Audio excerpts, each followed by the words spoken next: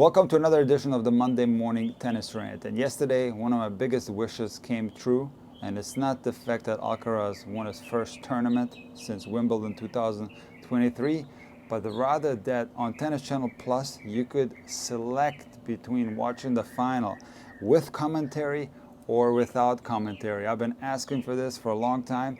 Maybe this was always available and I just couldn't find it. It's quite possible, but I like watching my matches without commentary, just with the raw audio of the match, just as if I was sitting in the stands. So the match starts. Medvedev holds the first game, does a jumping two-handed backhand from half court, a spectacular shot. Then in the second game, Alcaraz is serving, and I'm seeing some sketchy mistakes from Alcaraz. For example, he misses a forehand in the net, doesn't get any height on it. He has a sitter forehand that he sprays wide. He gets broken and Medvedev goes up 2-love. Alcaraz continues to struggle in this game. He makes a wild backhand slice mistake, aiming inside out and the ball sprays way wide. And I thought to myself, what is going on? Alcaraz seems tight. He's playing terrible. I haven't seen him play this poorly in a long time. But then in that third game on game point Medvedev, Alcaraz played the best rally of the match so far. Got into an extended exchange with Medvedev. It was a lot of backhand to backhand exchanges, and he started putting more height on his backhand. And that is a lesson to all tennis players. When you're starting a match, maybe anxious, nervous, and you're making a lot of mistakes, the best medicine to get out of that type of state is to extend the rally. It doesn't even matter if you win the point or not, just the fact that you're in the rally, extending the point, getting the hit shots that are going in is going to build your confidence, but also the fact that the rally is so long might lessen some of the anxiety that you're feeling. I'm not saying that Alcaraz was nervous in the first two games, but he was for sure off with his game. And I feel like that rally, when he started putting more spin on his backhand, helped him to get a rhythm in this match. So Alcaraz had break point in this game at 2-love. Medvedev hit a huge serve. Medvedev is one of the best servers in the world. He was serving well in that first set yesterday. So Medvedev ends up holding that game. He's up 3-love. Alcaraz holds serve, and now it's 3-1, but you can just feel that Alcaraz now is in the match. So Medvedev is up 3-1, 30-15, serving, and Alcaraz hits a spectacular backhand passing shot. Medvedev wins the next point, is up 40-30, and a crucial moment to me was the fact that Medvedev up 40-30 serves a double fault. That was a crucial game for Alcaraz to win to get back in the match. On the other hand, being up 40-30, Medvedev being a great server that he is, he should have capitalized on that game and gone up 4-1, but it didn't happen. Alcaraz played a scrappy point, actually slicing his forehand a lot. So Alcaraz breaks his 3-2, and it's a completely different match now. Alcaraz started playing better and better as the match went on. He was looking for the break. He was changing things up. For example, at 5-all, he started adjusting his return position. He was standing inside the Indian Wells logo early in the game, and then later on in the game he went behind the Indian Wells logo. Medvedev also interestingly changed his return position and was standing a lot closer compared to last year's final on his return of serve. That's another great lesson for all tennis players, to be fluid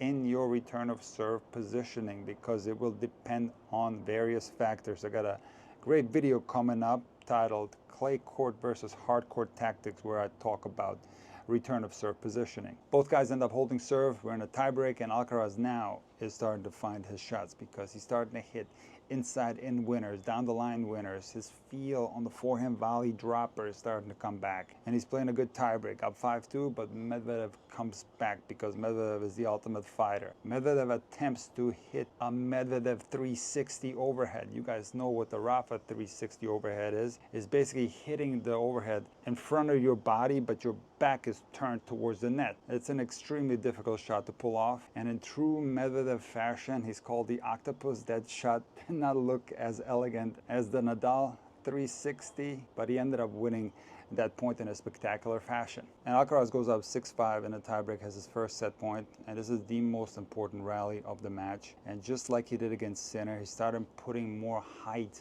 on his forehand, more spin, was going for big targets. There was a forehand cross-court exchange, and it was Medvedev who pulled the trigger a little too early, committed the mistake, and gave the set to Alcaraz. Alcaraz holds the first game of the second set and a 40-all on Medvedev serve. Alcaraz hits a stumbling backhand passing shot where he lost his balance a little bit and still made the shot. And then on the break point, he just steps up and hits a frozen rope inside in return winner. And I wrote down in my notes, match over.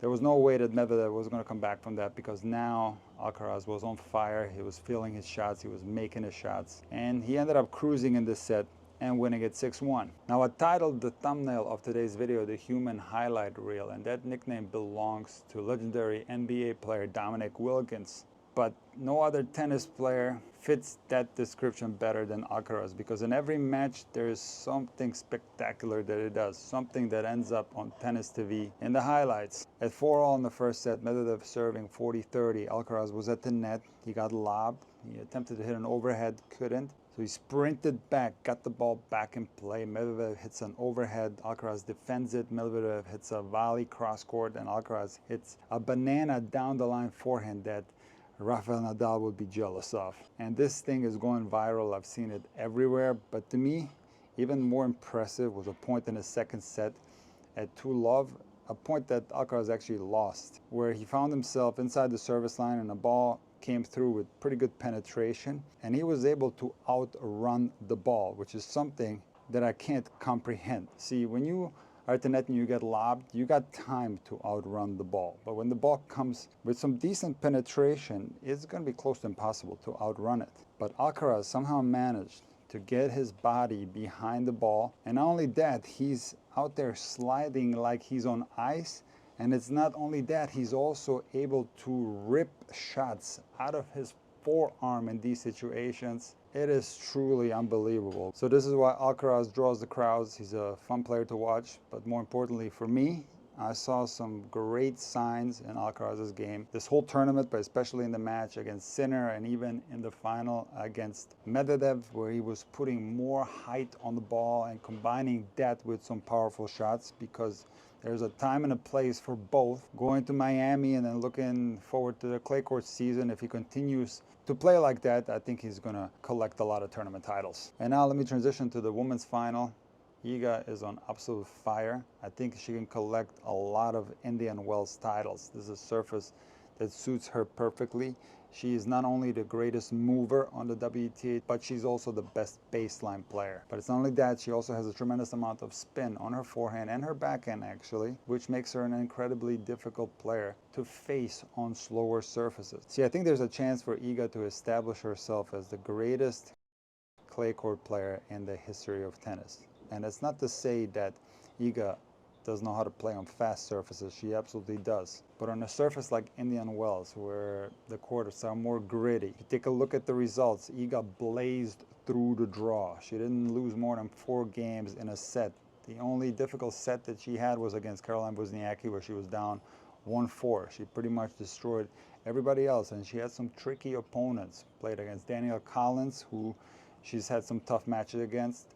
Played against Noskova, who she lost to at the Australian Open. See, the way Iga gets beaten is when power players blow her off the court. For example, Noskova at the Australian Open. But when it's a true baseline battle for another player that doesn't necessarily have a lot of weapons, Iga is so superior in all categories that she's close to unbeatable in those circumstances. And we saw in the final yesterday against Sakkari, who's a great player, there was absolutely no chance for Sakkari to win that match. Now, can Alcaraz and Swiatek pull off the sunshine double, win Indian Wells and Miami back-to-back?